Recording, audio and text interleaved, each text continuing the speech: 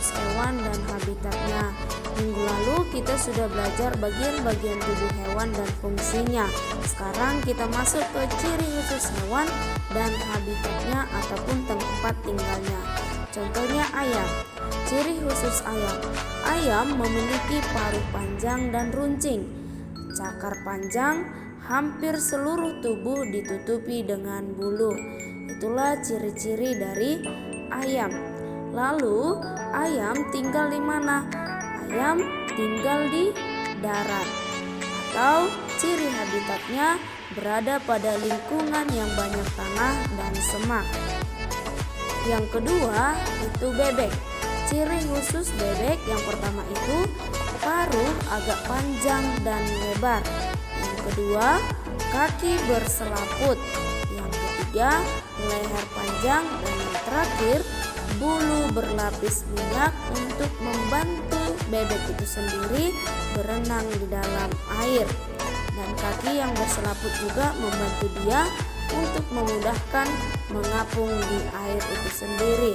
Lalu ciri habitatnya berada pada lingkungan darat dan perairan yang dangkal. Contoh yang ketiga itu ikan.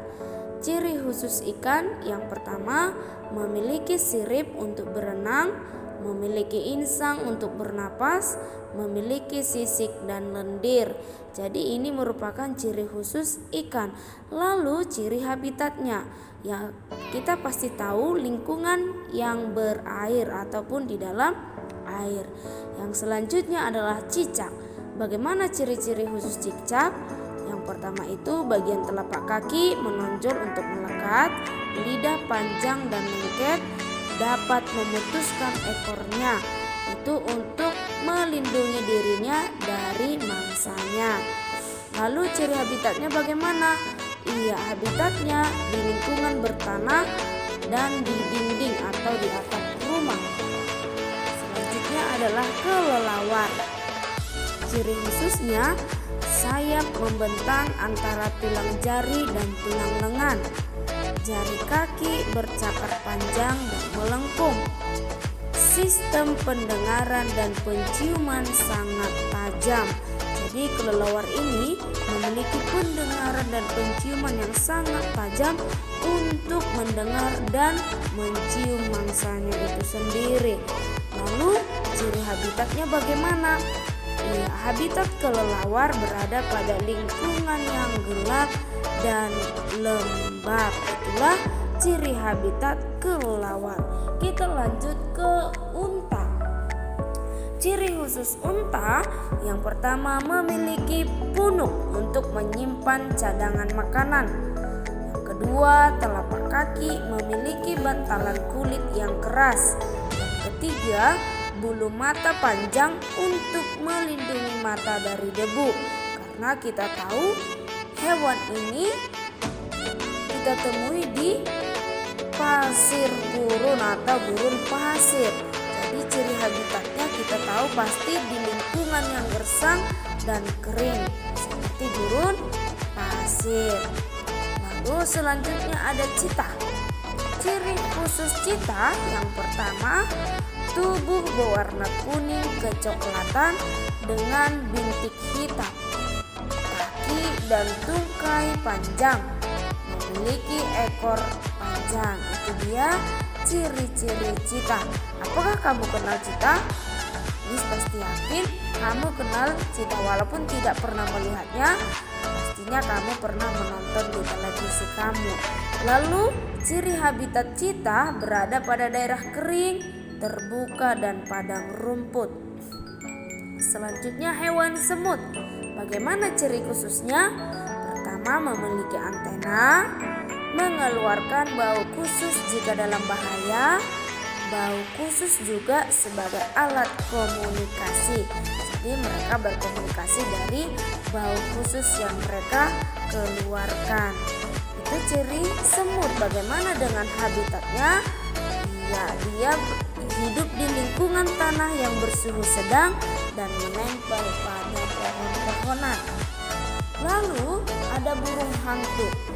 Ciri khusus untuk burung hantu yang pertama, pupil mata dapat menyerap cahaya pada malam hari. Bulu di bagian kepala menjulang ke atas, memiliki bulu halus.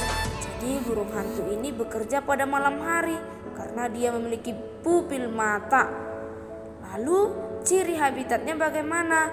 Dia berada di hutan dengan suhu udara dingin. Itulah ciri khusus dan ciri habitat burung hantu. Kita lanjut ke penguin. Ciri khususnya bulu tebal dan bagian bawah kulit terdapat lemak. Sayap dan kaki berselaput, tubuh bagian dalam berwarna putih dan tubuh bagian luar berwarna gelap. Jadi penguin ini memiliki sayap dan kaki berselaput. Bagaimana dengan ciri habitatnya? Dia tinggal di daerah dengan suhu udara yang sangat dingin seperti kutub utara. Baik, itulah dia ciri khusus hewan dan ciri habitatnya.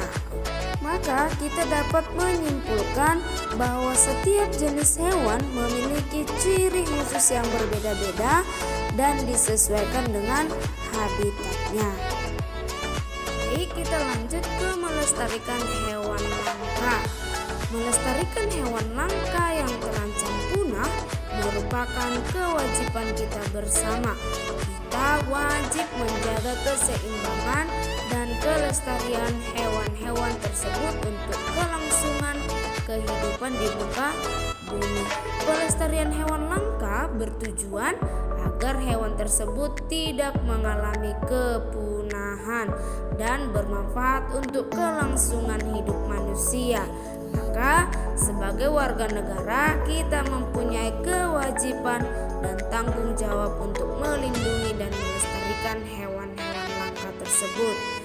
Di sini ada beberapa upaya yang bisa dilakukan untuk menjaga hewan langka, antara lain pertama, melakukan penangkaran hewan langka.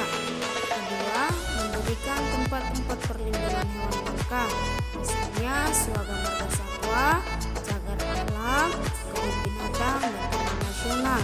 Dan dengan melindungi hewan langka, kita dapat menjaga keseimbangan ekosistem agar kehidupan di muka bumi tetap berjalan dengan baik. Yang kedua, melestarikan keanekaragaman hayati yang bermanfaat bagi ilmu pengetahuan dan masyarakat. Yang ketiga, memenuhi kebutuhan masyarakat, misalnya untuk bahan pangan dan obat.